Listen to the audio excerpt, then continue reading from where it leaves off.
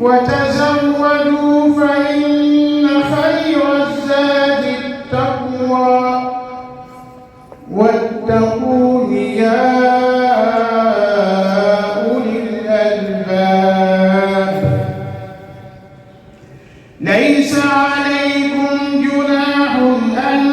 تبتغوا فضلا من ربكم فإذا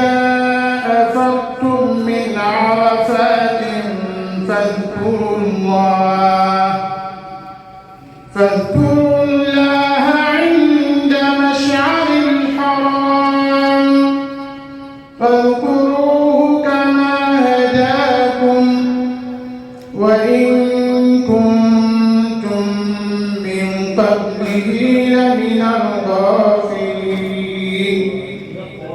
من الضالين. الأمانة ونصح الأمة وكشف الله به الغمة وتركنا على المحجة البيضاء ليلها كنهارها لا يزيغ عنها إلا هالك. عذرا رسول الله صلى الله عليه وسلم إن قصرت في وصف فإن جمالكم ليل صفا جاءت قديما ذرة من نوركم قد جمل الرحمن منها يوسفا تكفيه لقيا في السماوات العلى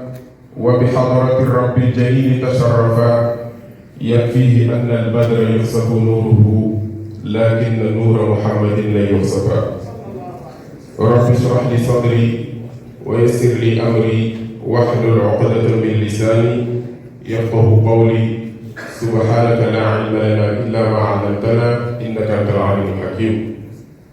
mbokk yi ginnaaw bi sant yàlla subhaanahu wa taala julli si sangu-sangay Seydina Muhammad sallallahu alayhi wa sallam ñu ngi tàmbalee suñu nuyoo si représentant du ministre de l'intégration africaine des affaires étrangères et des Sénégalais de l'extérieur muy le conseil technique excellence Mamadou Ndiaye ñu ngi lay nuyu di nuyu le délégué général au pèlerinage au lieu saint de l'islam le général de division Mamadou Gaye buñ ko nuyoo nañ ay collaborateurs am tàmbale ko si le premier délégué adjoint excellence Assane Ndiaye ak le secrétaire permanent de la délégation générale au pèlerinage excellence Cheikh Abdou Ndiaye di nuyu suñu papa maître Massokhna Kane di ko dalal bu baax waaye aussi di nuyu honorable député di député circonscription Asie Océanie en même temps des membres de commission de l'intégration africaine des affaires étrangères et des Sénégalais de l'extérieur à l'Assemblée nationale honorable ñu ngi lay nuyu bu baax di la dalal di nuyu suñu papa yi nga xamante ne ñëw nañ fi fekk ay kilifa ñu toog di nuyu suñuy yaay waaye bu ñuy nuyu képp koo xamante ne opérateur nga si at gi dañ koy jox rek tekk si loxo suñu papa docteur Demba Taw mu jàllale ñu ko si mbooloo yëpp. mbokk yi li ñu fi dajale tey liggéey la boo xamante ne monsieur le premier ministre Ousmane Sonko moom ñu ko sant woon bu ngeen fàttale ko si le conseil interministériel bi ñu amal. man maa ngi wax si tur privé yi dinaa si wax rek pour nangu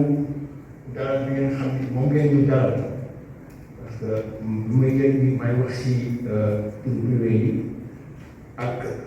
biñ may jox parole daanaka yàggul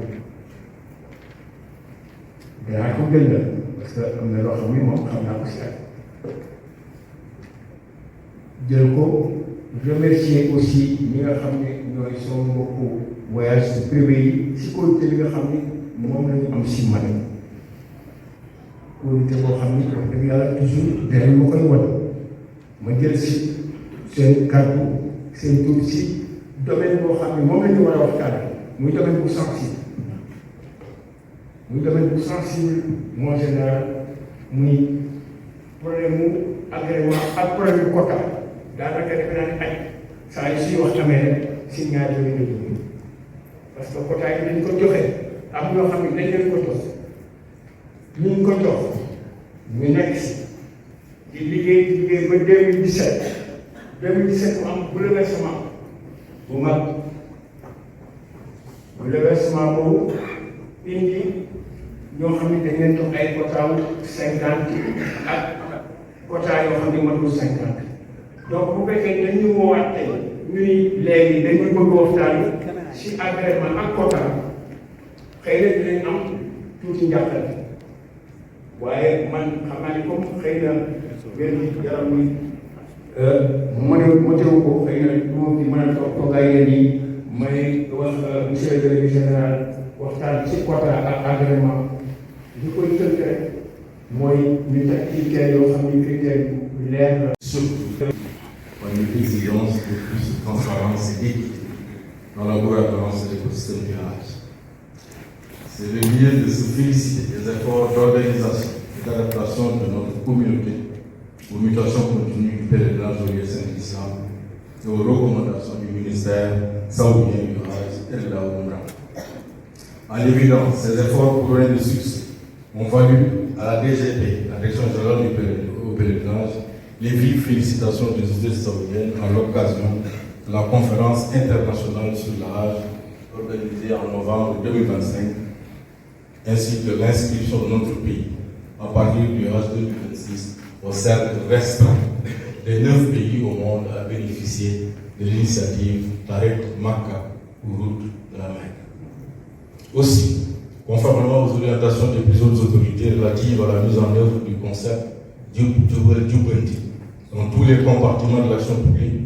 le ministère de l'Intégration africaine, des Affaires étrangères et des Sénégalais de l'extérieur attache une importance particulière à la bonne conduite et au succès de ces concertations, tout en restant attentif au bon déroulement des travaux. Sous ce rapport, et au nom de son Excellence, Monsieur le ministre de l'Intégration africaine, des Affaires étrangères et des Sénégalais de l'extérieur,